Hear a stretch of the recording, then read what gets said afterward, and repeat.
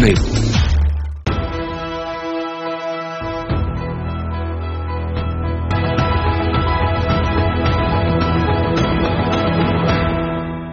Hello and welcome to another episode of United Technologies presents Transforming Cities, Transforming India in partnership with CNBC TV18 and moneycontrol.com. Today on the show we're discussing our response to natural as well as medical emergencies. Seconds can make a huge difference. Air evacuation has proved to be one of the most swift and effective means to respond to an emergency in the developed world. Do we in India have a reliable fleet of private helicopters and aircrafts up and running? Or do we fall back upon our armed forces as always for assistance?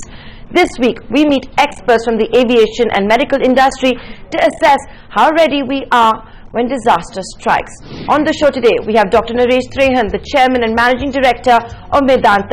Dr. Naresh Trehan is one of the leading and most successful cardiologists in the country and also happens to operate an air ambulance service for his patients.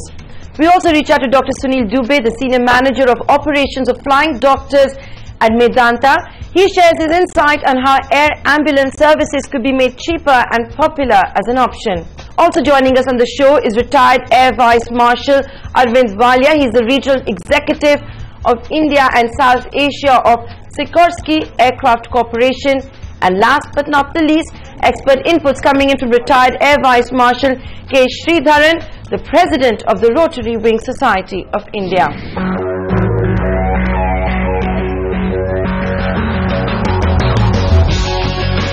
Flying Doctors India is India's first provider for air ambulance and medical evacuation services. Envisioned by the Chairman and Managing Director of Mngmnt, Dr. Naresh Trehan, this institution was founded in 2009 to extend world-class healthcare services to those living away from the urban mainstream. Because there are people who are dying for lack of that expertise in remote areas where they cannot be brought by land, then the only options were helicopter and a fixed wing depending on the distance. In 2013 we established our Flying Doctors India, and which is like better in quality in terms of if you compare with the earlier system what we had and to this new system where we have already equipped state-of-the-art aircraft which is ready to fly, especially for the patients all the time, and there is no modification what we are doing like makeshift arrangements. So we then decided that we will first tackle the distance one, the propeller one, fixed wing, and create a intensive care unit in that aircraft so that we could carry out all the resuscitative measures for a very sick patient and bring them to the hospital. So this has worked very well for us. We have dedicated advanced life support stretcher, monitor, and all these approved FAA approved equipments. And our doctors who are trained, our doctors have done as an individual more than 200 calls, and our every call we send a super specialist for the call, anesthesia and critical care and the surgeons and cardiologists. And if there is for example, if there is a child of 1 day old, so we are and with a cardiac anomaly, so we try to send a pediatric cardiologist. We have found that those terminally ill patients who we were able to evacuate from all over the place, they have more than 80% of them have survived. We can say easily we receive a call a day, and we can do maximum we have done maximum around 5 calls in a day, in many multiple occasions, this month also, and there are 5 calls in a day. So this is what we are doing in a maximum, and till now we have done around approximately 1100 something calls by using our aircraft. So I think this kind of connectivity is very important for our country where local treatments are not available. We have done same day liver transplants, we have done many times the procedures, surgeries, interventions, gastro intervention, patients are bleeding, and we have done procedures stop the bleeding and to saving life. There are 3 wings. First, the ambulance wing, where if it is 100, 150, 200 kilometers, good. Then from 3 to 500 kilometers, the fixed wing or helicopter, depending on whether there are facilities to land the plane. Because some of the problems are that many areas you can't land the plane fixed wing, so then a helicopter works. And helicopter, unfortunately, is more expensive than fixed wing. So it's not used as frequently as fixed wing, but now it's getting more and more because people are realizing the benefit of it. People are realizing that the amount they have to spend is worth it because it may save a good chance that it will save the person's life. We have leased out the aircraft from a reputed airline private charter company, and we have converted the aircraft into the modular air ambulance. On our side, we are trying to keep it as affordable as possible, so that this is the good part of flying doctors, that we have reduced or contained the cost for the patient. So we try to help the patient so that they can. So it's difficult in the sense that yes, it is not almost like not for profit. If you cover your expenses, you're okay. But what is gratifying is that if we are flying in 300-400 ourselves over here a year and saving 80-85% of the lives, I think any effort, any amount of money spent is worth it, because these were very sick patients and they survived. And we have trauma patients. Like yesterday, we have five patients who come from Uttaranchal, a family of 5, who were in a very bad accident. Each one has had to undergo some surgery or the other. But because they could fly in here, they would not have survived on the road. So they could fly in here. I think all of them will be saved. So I think there is some effort to be made to contain the cost, to improve the facilities, and to provide more and more access points, like if it's for helicopter or for a fixed wing. This should be factored into all our future planning, including the smart cities that we talked about. On that note, it's time for a short break. On the other side, we get to know just how feasible it is to operate air ambulance services in India. What are the hurdles and how can they be overcome? Stay tuned. The growth of civil helicopter in the country has been very restricted. It's only in 85 we got some boost of when Helicopter Corporation of India was formed. Now it is known as Pavan Hans. So at this point of time we have just about 277 helicopters, civil helicopters in the country. And I would say of it, what is more relevant to us is 200 of them are for commercial usage. This figure in fact is very when you look at it in per capita way, we have one helicopter for 43 lakh of people, whereas if you look at the neighborhood, many developing countries such as Brazil, Mexico, etc., they have a better per capita helicopter.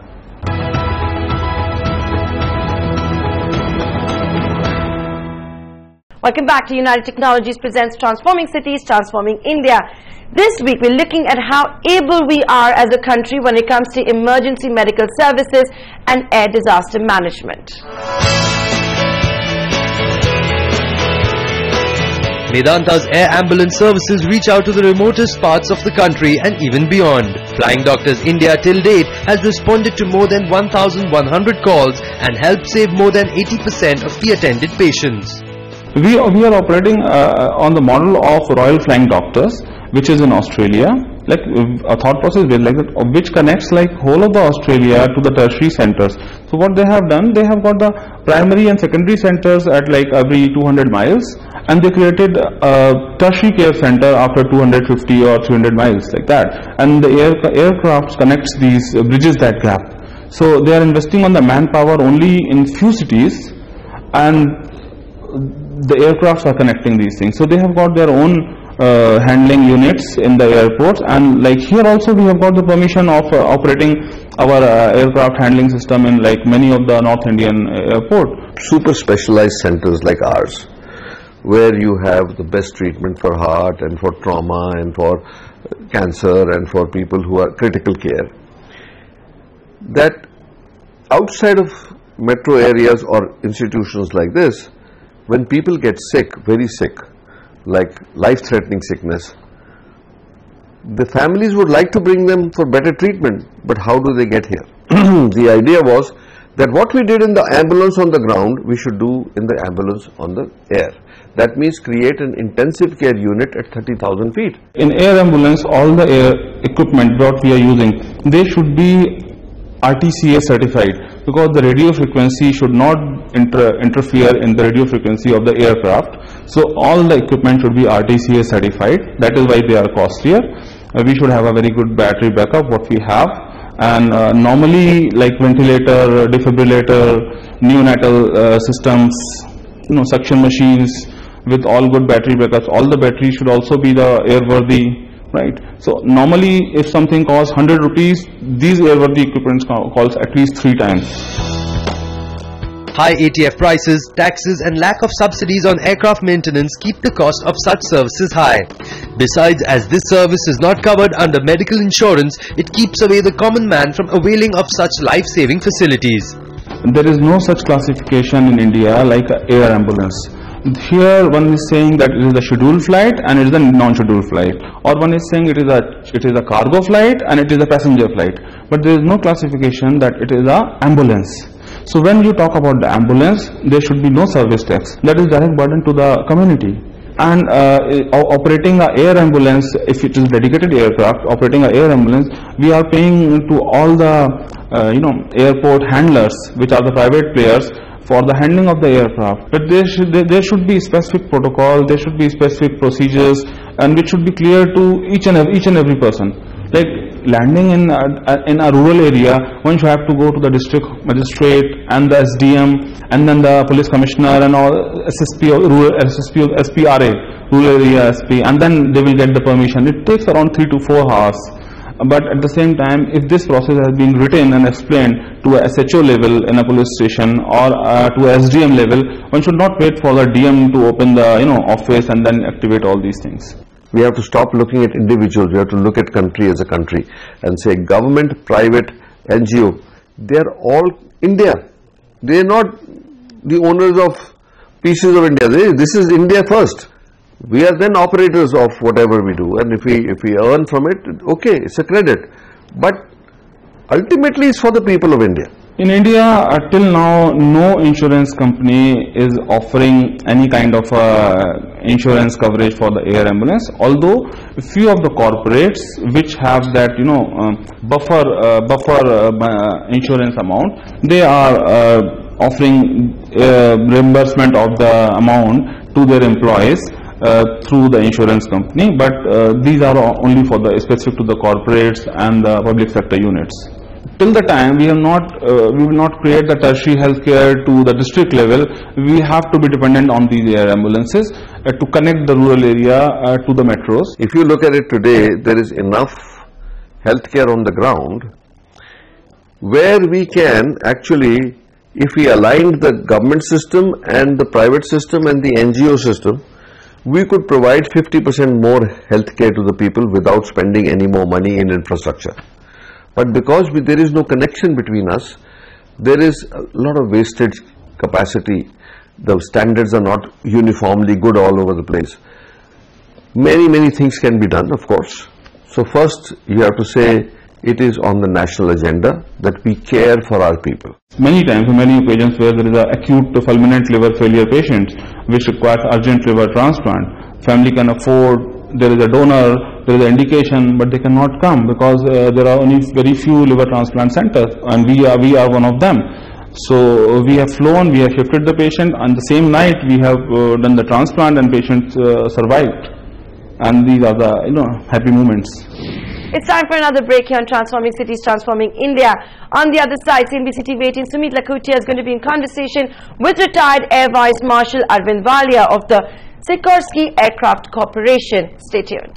Why is it that civil helicopter industry in India has not grown? The answers are very straightforward. Number one, helicopter is a technologically advanced platform which can take off from small places, rooftop, land at rooftop, etc. But in India, the regulatory areas, we are trying to govern helicopter movement as it is applicable to fixed wing. Besides that, if you also levy tariffs, fiscal tariffs on helicopters as you would do on a fixed wing, it's quite heavy. So basically, an operator wanting to invest in buying helicopters is bad. He never makes profit. because there is no incentive for him.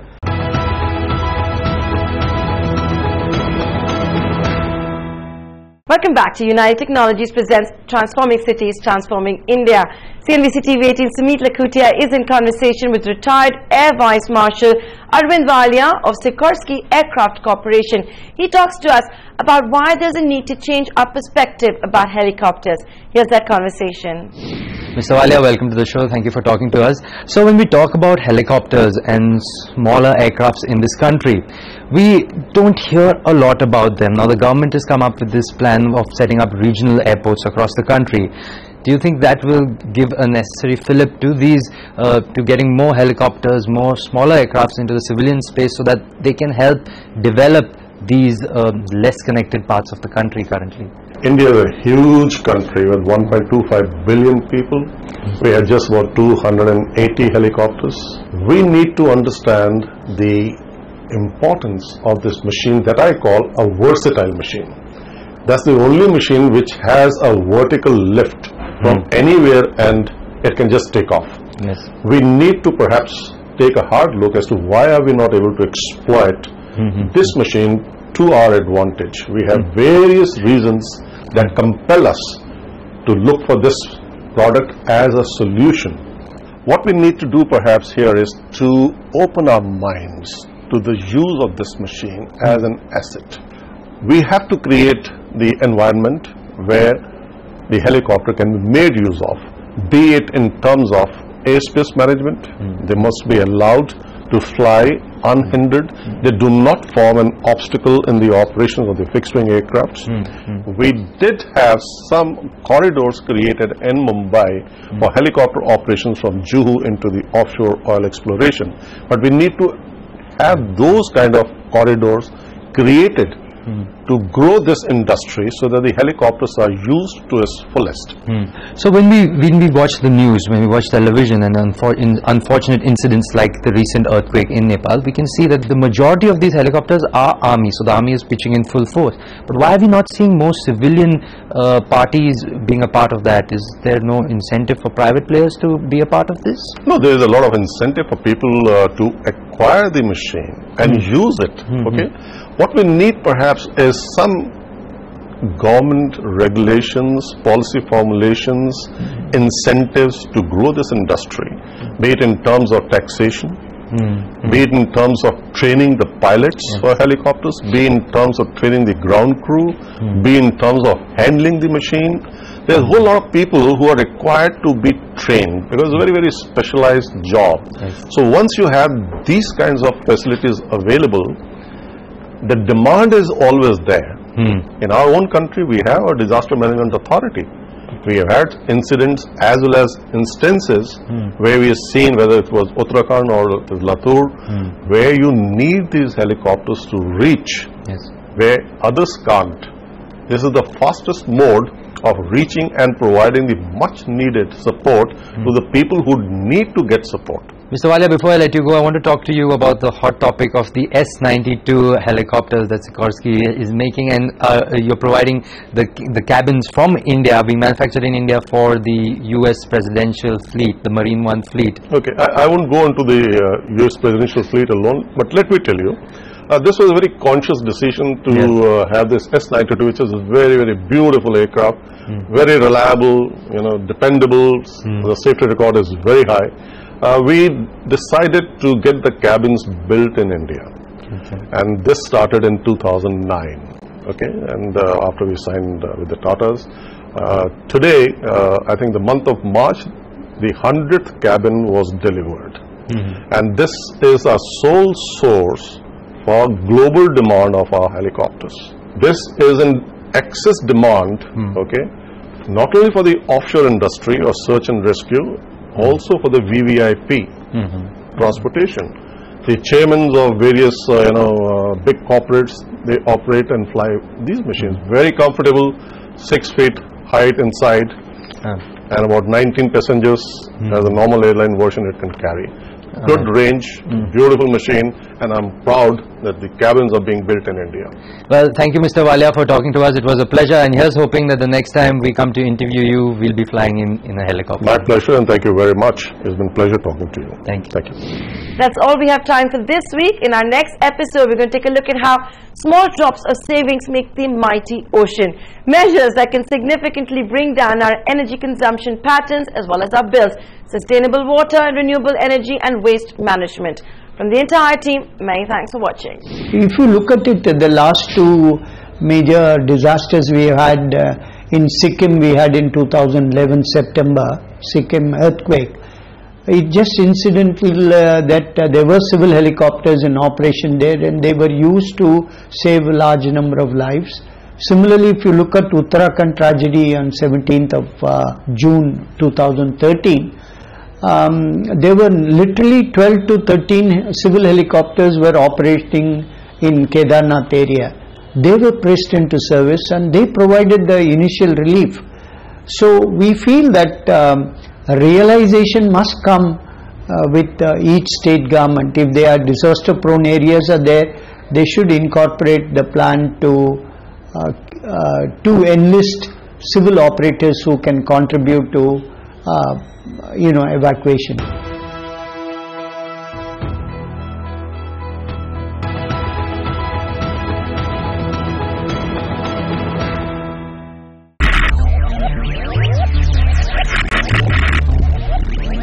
Focus, ideate, innovate, enable.